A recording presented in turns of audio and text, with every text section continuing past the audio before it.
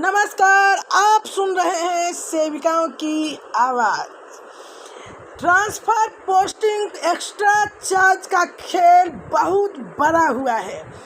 ऐसे में जो सीडीपीओ हैं उनको तीन परियोजना का चार्ज दे दिया गया है। ऐसे में 98 सीडीपीओ को दिया गया है 2 या 3 परियोजना का चार्ज। अब जानिए इस पर क्या कहते हैं मंत्री।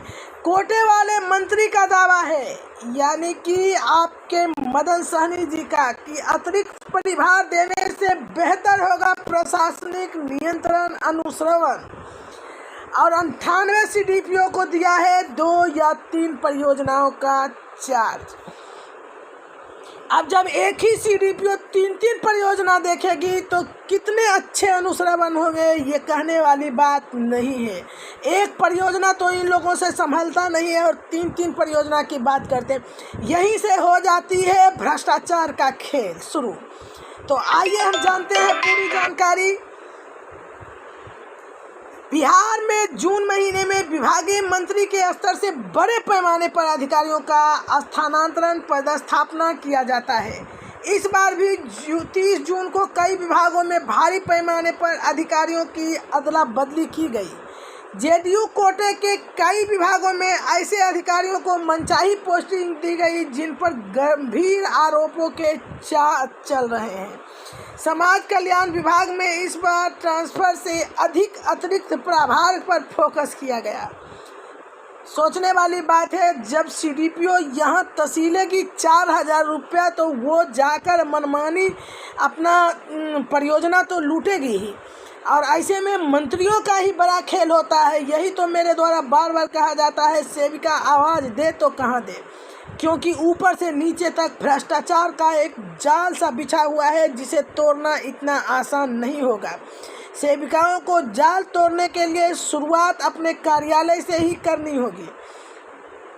अब देखिए कि एक सीडीपीओ जिन्हें पहले से एक प्रखंड का जिम्मा था, उन पर मंत्री ने भरोसा जताते हुए 1 या 2 प्रखंड अतिरिक्त प्रभार में दे दिया। इस तरह से एक सीडीपीओ के जिम्मे 2 या 3 प्रखंड के परियोजना संचालन का जिम्मा हो गया।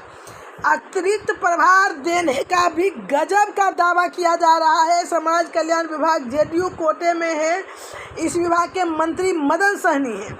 समाज कल्याण विभाग के तरफ से 30 जून को जारी अधिसूचना में कहा गया कि पूर्व से पदस्थापित इन बाल विकास परियोजना पदाधिकारियों को कार्यहित में अतिरिक्त परिभार बेहतर प्रशासनिक नियंत्रण एवं अनुश्रवण को लेकर दिया जाता है। अगले आदेश तक 98 सीडीपीओ को अतिरिक्त प्रभार दिया जाता है। इस तरह से 98 सीडीपीओ जिन्हें पहले से एक प्रखंड का जिम्मा था, अब उन्हें 1 या 2 और ब्लॉक भी दे दिया गया है। ऐसे में अनुश्रवण और बेहतर प्रशासनिक नियंत्रण कैसे हो पाएगा? क्या विभाग के पास सीडीपीओ की कमी है? इस वजह से एक के जिम्मे 2 प्रखंड का अतिरिक्त प्रभार दिया जा रहा है, या फिर कोई बड़ी सेटिंग है? क्योंकि हर साल जून महीने में ट्रांसफ़र पोस्टिंग पर विवाद होता है। इस विभाग में भी मंत्री और सचिव के बीच विवादित सर्वविदित है। विवाद जो है मंत्री और सचिव के बीच होता आया है। राजस्व एवं भूमि सुधार विभाग में पिछले साल सभी स्थानांतरण आदेश को रद्द किया गया था। याद रखिए कि जो मंत्री हैं और सचिव दोनों मिलकर ही ये बड़ा खेल खेलते हैं। और ऐसे में पदाधिकारी जो हैं उनको क्या होता है, पैसे के बल पर ये 2 प्रखंड 3 प्रखंड का प्रभार ले लेते हैं। और इसमें सेविकाओं का कोई सुनने वाला नहीं होता, क्योंकि उन्हें सीडीपीओ से भेंट तक नहीं होती। वो किसी भी परियोजना में अपना झलक नहीं दिखाती है। यहाँ तक कि हो गया है कि बैठक जो पहले होती थी कि हर महीने मंथली बैठक होती थी, वो भी अब बंद हो गई है। मतलब विभाग जो है सिर्फ कहीं से कहीं घुमा फिरा कर अगर गले पर इसका फांसी का फंदा लटकता है तो वो है सेविका। कहीं कुछ हो आकर सेविकाओं के आसपास जो है जाल बुन दिया जाता है। सेविका निसहाय है, जनता का धन लूटा जा रहा है। जो लाभ जनता के पास पहुंचना चाहिए वो भ्रष्टाचार के हाथ चढ़ रहा है। ये जो खेल हो रहा है इसकी आप लिस्ट भी मैंने पहले ही व्हाट्सएप ग्रुप पर डाली हूँ, और आप भी देखना चाहेंगे तो लिस्ट देखिए।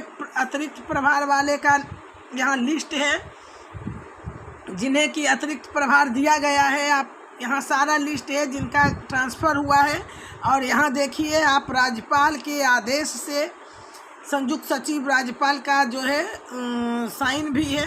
तो इस तरह से पैसे का खेल बहुत ही बड़ा खेल हो रहा है, और कोई सुनने कहने वाला नहीं है। ये सुशासन की सरकार के नाम पर बहुत बड़ा भ्रष्टाचार का खेल होता आ रहा है और होता आएगा, क्योंकि कोई किसी को कहने सुनने के लिए तैयार नहीं है। सेविका गौण है और सेविका मूक दर्शक बनकर तमाशा देखने पर विवश है।